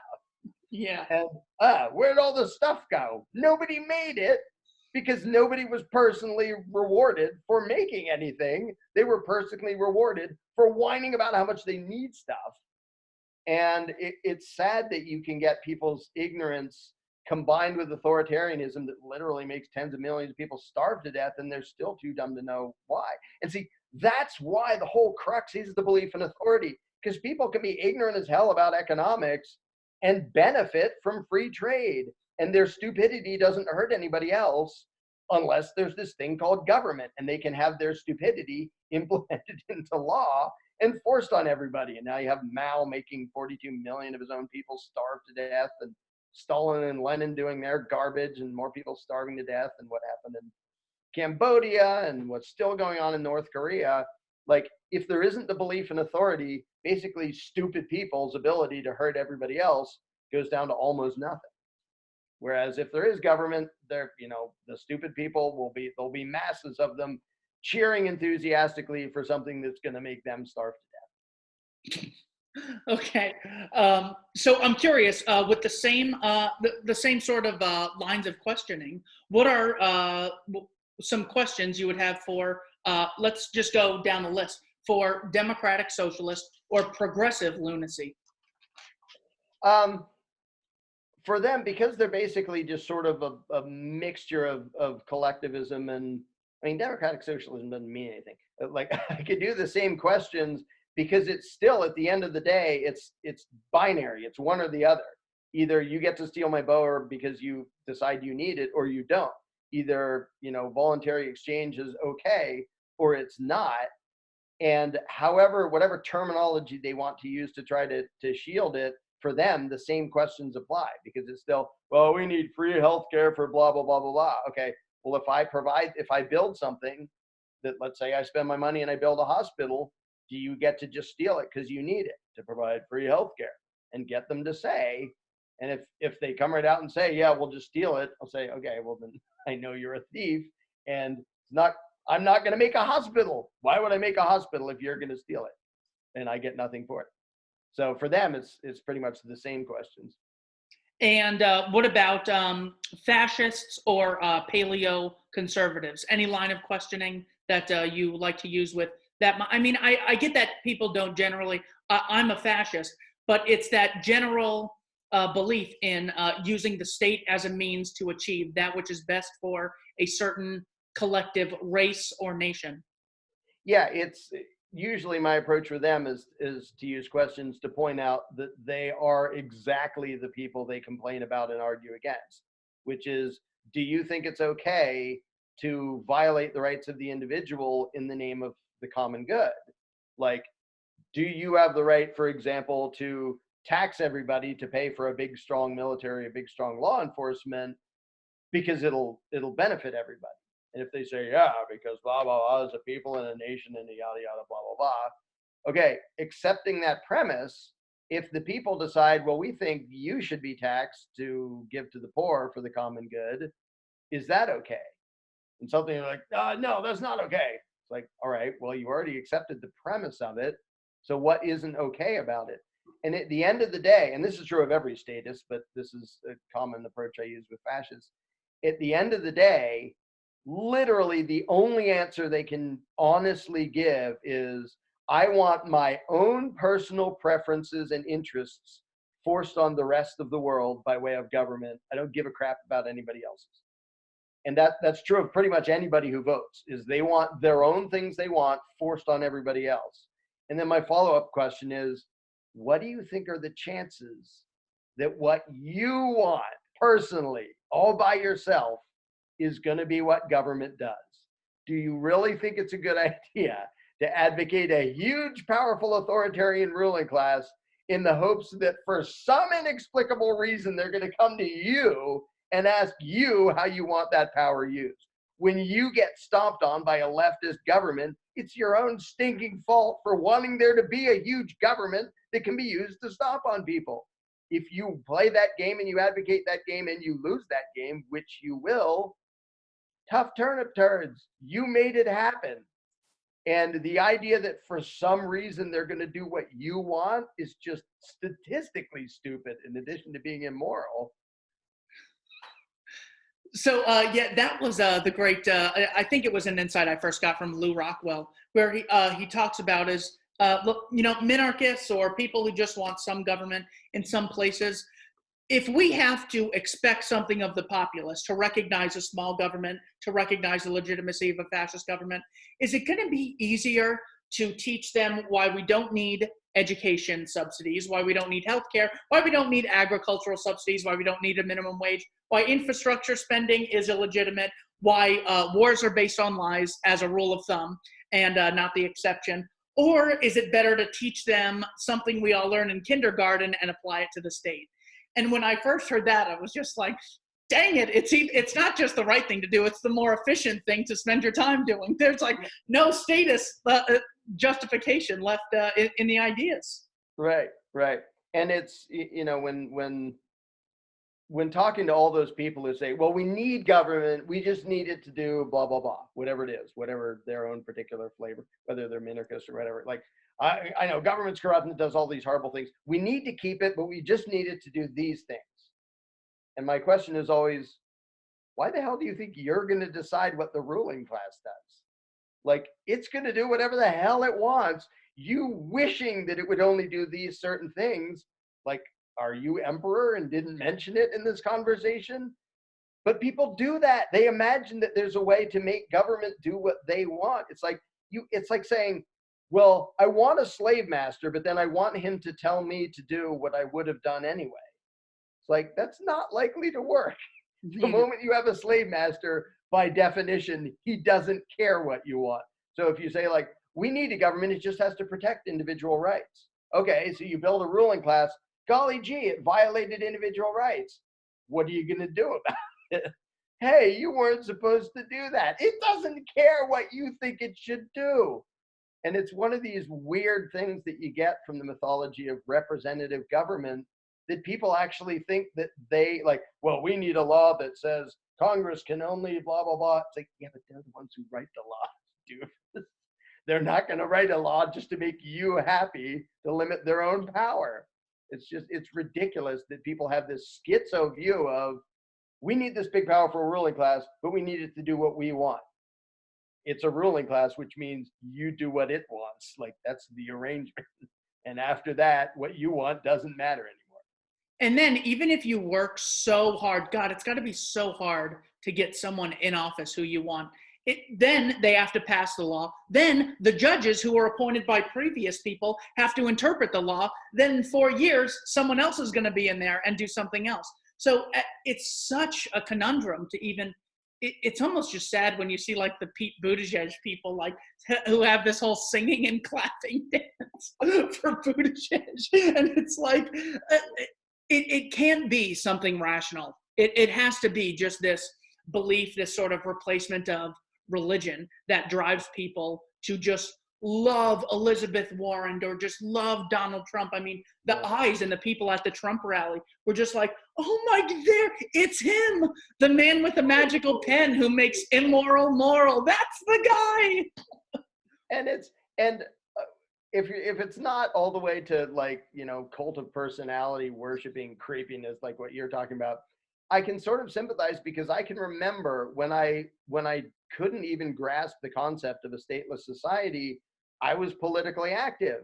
And part of me knew, looking back, I can remember part of me knew I'm never going to win. Like, I'm trying really hard to push for constitutional this and libertarian that, and I know I'm never going to win. And part of me knew it, but I didn't know there was anything else to do or any other option. So I kept trying really hard at something I knew had no chance of success. I'm not sure I would have admitted out loud that this isn't going to work, but deep down inside, I knew it. And the freeing just revelation of realizing none of us need to make the master do what we want him to do if we don't have a stinking master. And just that revelation and suddenly realizing that there really is hope for humanity, and it's in the exact opposite direction from politics and voting and begging the masters to be nicer. Like that, even though it was disturbing to, have the fundamental shift of paradigm, I actually had hope after being just so frustrated and trying to push really hard for people to understand these things. And meanwhile, some doofus who doesn't know anything about anything, his vote just canceled out mine. So I'm like, oh, really? That's how it works. So I knew it was doomed, but I didn't know there was anything else. All I knew was the spectrum of authoritarian BS, and that's still what most people know. And the nice thing is we can now say there's something that's not even on that spectrum. You don't even have to mess with that spectrum. You don't have to fix that spectrum. You don't have to magically make government into something you wish it was and have no power to implement. There's a way out. There's a way out of the whole game. And so that is an actually empowering message, instead of beg really hard next time for a nicer master, because that worked so well the last few thousand years. Yeah, my friend Pete Quinones, who runs Free Man Beyond the Wall, he gave me this quote. I'm not sure if he got it somewhere, but he said that government so often turns people so pessimistic, even the voters who like really are into government and politics, they become so pessimistic, all they have to look forward to is the next election. And you actually see that in the world. It's like, so what do you think about what's currently happening in the Trump? Look, we just got to focus on 2020. We need to get our candidates in there. But 2024, Kanye is going to run in 2024. He just said in front of a big group of people. And I don't know if Kanye is actually as good as people. It's like, really, man? You get $4 trillion a year to the state. There's got to be tons of stuff you're just so excited about that they do. Someone donates to the Mises Institute, and I'm like, yeah, baby, that's it, because that's actually doing stuff. It even hurts them, and I hate this, and I don't think I would ever say that to the face of a statist, because that's really belittling. Like, you're hurting yourself. Are you that dumb? But don't you see it so often even hurts them when they're so emotionally invested in something illegitimate? But this is the evil genius of democracy. Yeah. Is the ruling class, and democracy, quote unquote, is the best trick that tyrants have ever come up with. Because if you're just a tyrant and you have your army and you say, I rule you just because I can, or some some retard lobbed a scimitar at me, whatever your stupid excuse is for claiming the right to rule people. And people are like, well, you're just this bossy butthead. You don't care about us. You just enslave us and victimize us. Like, if we ever get the chance to escape or maybe even overthrow you, we're totally going to. And then somewhere along the line, the tyrants go, what would be great is if we can find some trick, some lie that will make them, first of all, believe that we have the right to do that this is legitimate, that we work for them, that we serve them, and make it so they have some outlet for their frustration and anger, but make sure it doesn't do them any good. They're like, oh, I know. And I made the video, the Jones Plantation, which demonstrates this. If you give them 2 control freaks to choose from every few years, and you have them screaming at each other, and you have them feel like it's up to us, we have to go out and vote and decide who will be the next blah, blah, blah.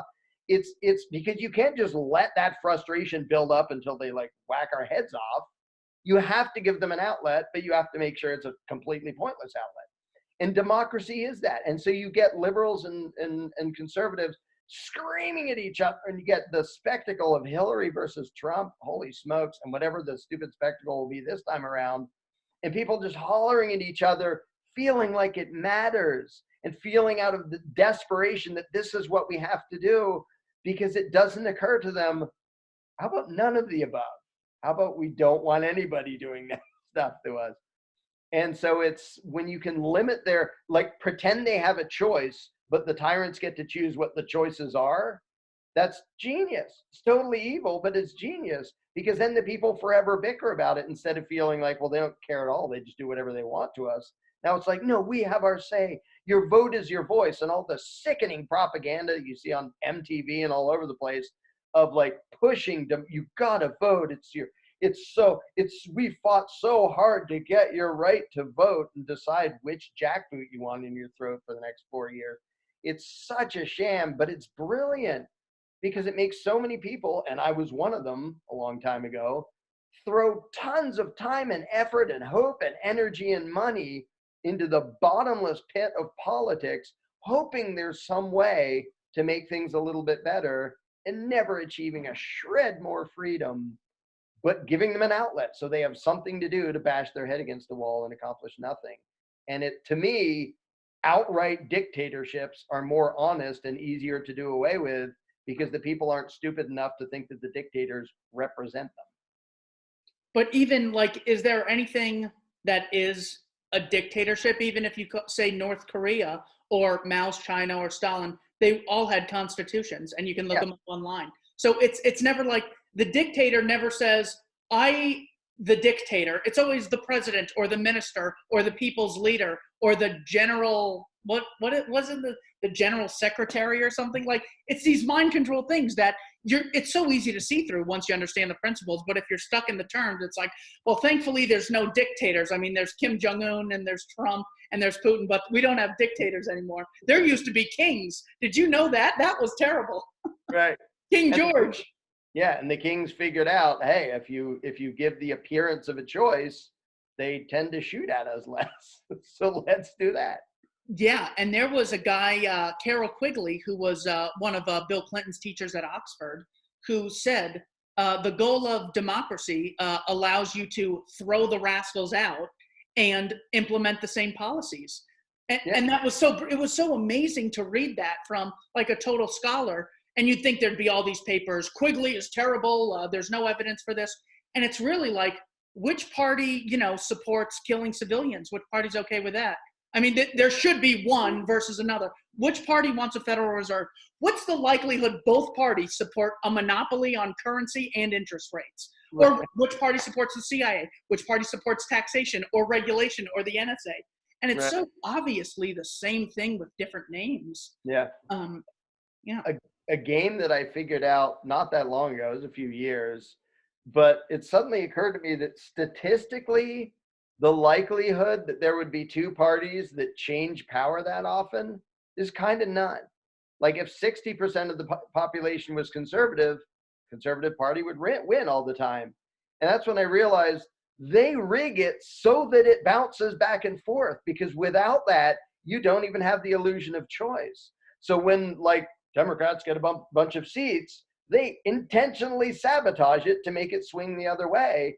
Because if it's ever just one party in power and like, yeah, we all go vote, but they always lose and they always win, the facade, the scam falls apart. So they literally change the balance. So I think when politicians come out and say just colossally stupid things, it's an intentional sabotage to make it swing back in the other direction. It has to look like a balancing act. It has to look close enough that people go out and vote because they think it might make a difference. So they make sure it goes back and forth over and over and over again, which statistically is not going to happen. Like if you had the country choose, like, which do you prefer, chocolate or vanilla? It's not going to change every 2 years. Like if 53% think chocolate, it's going to be chocolate every freaking year forever. But it bounces back and forth because they need it to give the illusion that the people are actually having some impact on what goes on. And then, like you said, both of them do the same things anyway. They do the same warmongering, same banking scam, same welfare garbage. They do it all anyway, but it has to at least look like there's a choice. So it has to go back and forth between the two masks of the one ruling class to make people think that it's worth focusing on politics. And it's no better than freaking North Korea. It's just the tyrants over here said, let's use 2 masks instead of 1. And that's all they had to do. If you could ask the presidential candidates some questions, and it was being live streamed and everything, and I was filming it so it could never be destroyed, what are some questions that you would ask the candidates? Oh, that would be fun, because my goal immediately would have nothing to do with them. It would be trying to get them to say things that'll make the rest of the world go, wait, what? That's sort of weird. So it would probably, very quickly revolve around the notion of, do you think that other people voting for you gives you the right to do things that normal people can't do? For example, do you think getting elected would give you the right, if you do it by way of the legislative process, to just steal $1,000 from everyone in the country? Would it give you the moral right to do that if a bunch of people who don't have that right voted for you? And, of course, most people's brains are already going to short circuit, like, oh, no, a principle. I can't comprehend this, because you never get principled questions. So that would be, one start. And either a follow-up, or you can even start with it, is basically, do you think there is any limit on what the government has the right to do if they're elected? For example, do you think the government has the right to tax people at 100% and take all of everybody's money as long as they were elected first? And again, 90% of the population, their brains are going to shut down. They're not going to be able to comprehend what that meant. But for a few people, whatever the answer is, it'll be this weird floundering thing of, evasion that they always do. And notice that their debates are always set up that way. It's, we'll ask you a question, you give a real weird, long-winded monologue that half the time has nothing to do with the question. So it isn't back and forth. The funnest thing in the world would be to like get some politician, tie him to a chair, and on live TV, candles in the dark him. That would be so hysterical, and actually do it that way, aside from the fact that he's tied to a chair, which isn't exactly gentle and nice. We generally don't teach tying people to chairs when doing candles in the dark. But other than that one exception, it would be hilarious to make everybody see a politician go through that. Obviously, the politician isn't trying to be honest. He isn't trying to be principled. But just to have him try to explain stuff would be hysterical. Actually, Jan Helfeld has done that with some politicians and made them squirm all over the place. Oh, yeah. Pelosi, Reid, Barney Frank. They just stand up. J.D. Hayworth. Oh, we can't do that. James Woolsey, director of the CIA.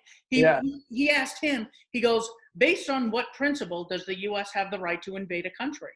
And Woolsey just is so scared. It's terrific. I got to make a compilation of those sometime. Yeah. So a lot of minorities, if more focusing in America, I guess this could be sort of a global thing. But in America, a lot of the discussion for government justification is, well, the LGBT community historically was oppressed. People would beat up gays, homosexuals, keep them out of Hollywood or whatever was happening, or use it as, a gateway. or blacks especially, even Hispanic mistreatment. How do you communicate to someone who says, I want to protect this minority from the majority? If we don't have a state, it's just these people can gang up on them. So we need the state as sort of an intermediary to defend on the behalf of minorities. Again, that comes from a hallucination that government is something other and superior to the people, like superior in virtue and ability and wisdom and stuff. Like if you had, well, I don't even need to use a hypothetical. Back in the history of this country, lots of people decided, yep, we're going to vote for people who said slavery is perfectly legal and okay. And they did, and it was enforced. And the law enforcers were out there enforcing slavery and trying to catch runaway slaves and prosecuting people who tried to help them escape and stuff. And it was the people who finally resisted enough and did the Underground Railroad, and then juries wouldn't convict people under those laws. So the people actually led the way. The idea that you can have a population, the majority of which has some stupid, violent, idiotic attitude, but that they're somehow going to vote nice people to stop the majority from doing the evil stuff they want is just silly, and it's ridiculous. And especially when like a minority group of people, whether it's by race or sexual preference or anything else, it's like, well, we need government to protect us. Like, if you believe in representative government, literally what it should do is oppress you. Because if you're statistically in the minority, why do you think, going for a ruling class based on majority vote is going to be in your favor? And I think Thomas Sowell, it's been ages since I read it, but Thomas Sowell talked a bunch about that, black professor at, I forget, the economics professor, like the silliness of being in a minority and then advocating majority rule. It's like majority rule could totally end in you being stomped on, whereas the concept of self-ownership is like, I don't care what the majority says, I own myself, and nobody has the right to initiate violence against me.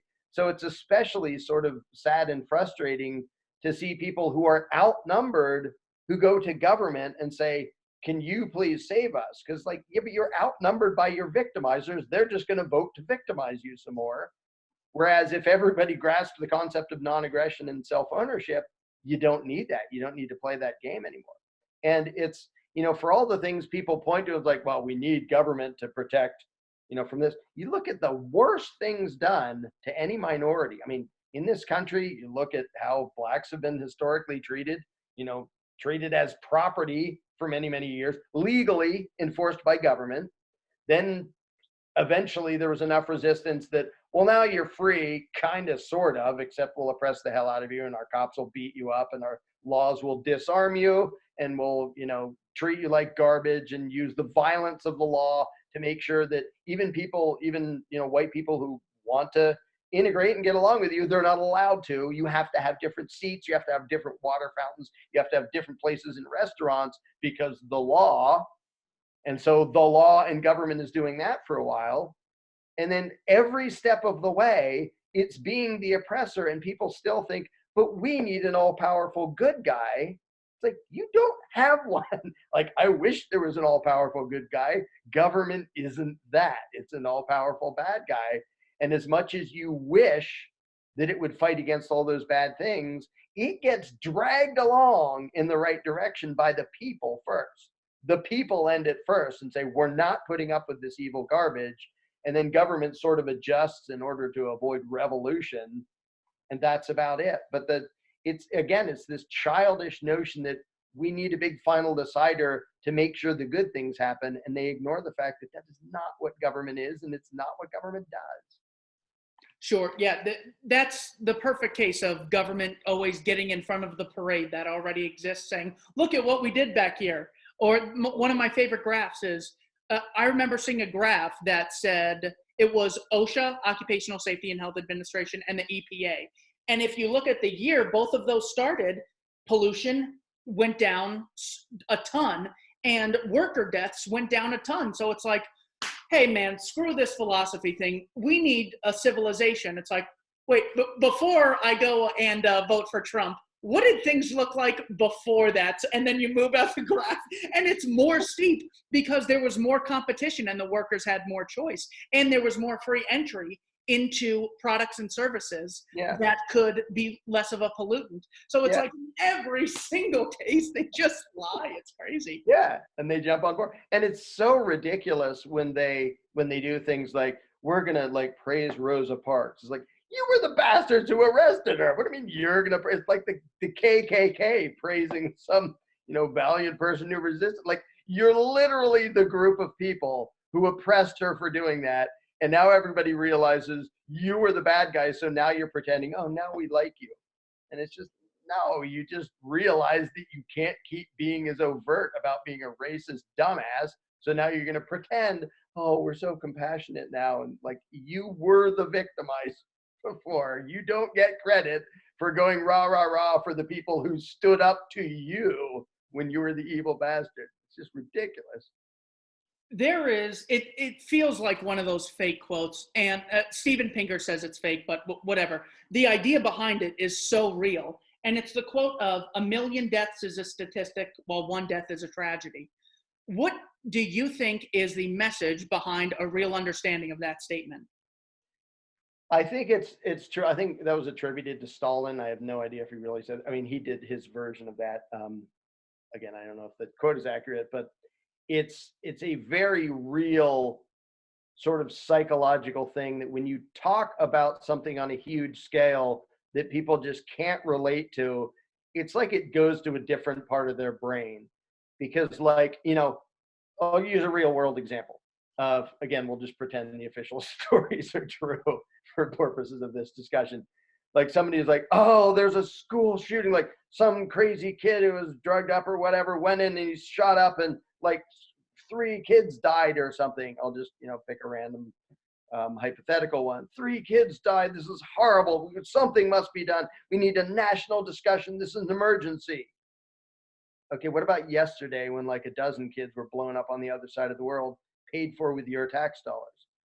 Oh, well, that's national defense, and it's kind of unfortunate, but whatever. Like, people disconnect from something that's so big and distant that they sort of don't know how to process it. And they don't, like, what the US military does on a regular basis is just horrendously heinous. And people don't even like to see it. They like get mad at the person who leaked it. How dare you show us what we're paying for? Like, really? That's what you're upset about? Yeah, that even happened after the My Lai massacre. I think his last name was Thompson. Yeah. The one guy who got in the most trouble, one guy resigned, and the guy who got like the most amount of death threats was the leaker. In the same way, Chelsea Manning and Julian Assange, and Snowden's on the run and everything like that, and Thomas Drake, the drone whistleblower. There was a Huffington Post article citing a source that said 90% of deaths due to drone strikes are civilian deaths. So first of all, according to their own numbers, it's 90% civilians. And second, who do they call a terrorist? Anyone who's like 15th uncle, read the Quran. Right. It's just something so loose. And you know how they do it today. Well, why do you have that money? Civil asset forfeiture. I smell drugs, you're going to jail. It's like, it's so unbelievable, that disconnect. So with 2 minutes left, I intentionally timed it this way. I need you to give me just 2 more questions. What is your 1 minute argument that you would give to an intellectual, a professor, about anarchism that you think would communicate the message to them, or at least plant the seed of interest? Ready to go. Whatever terminology you want to use and whatever rhetoric you want to use and whatever historical things you want to point to, there either is such a thing as right and wrong or there isn't. If there isn't such a thing as right and wrong, then government doesn't matter. It's not legitimate. It's just a bunch of people doing stuff. And if other people overthrow them and blow them up, that's not wrong either. If there is such a thing as right and wrong, do you actually think that people can alter that? Is there a way for normal people to make it so that their rulers have the moral right to do stuff that none of us have the right to do? And if so, are there any limits? Can we make our rulers have the right to just say murder a whole race or a whole group of people and give their stuff to us? What are the limits? What are the rules about how can I give to somebody else a right that I don't have? Would your pitch be any different? Would your elevator pitch be any different to a layman and someone who doesn't read or is like hardly interested into politics at all? Mostly the only change would just be how I worded it. I would actually say, like, if if something's wrong for you to do, can you make it right for somebody else to do it? For example, if you're, I assume you think it's bad for you to like go beat your neighbor up and steal his stuff. Do you think it's any better if you hire somebody else to go beat up your neighbor and steal his stuff? And almost all of them will say no. And I said, what if you vote for him and call him your representative? And usually that's as far as you have to get before they start to go, oh, wow. And then let them think about it from there. If I only have a 1 minute. Larken, thanks again so much for taking the time again. Check out tendcandles.com if you're interested in spreading the message of voluntarism. If you're not a voluntarist, thank you for watching this long end of the video. And check out this book, What Anarchy Isn't, to get a good understanding of the ideas. Larken, take care. Thank you very much.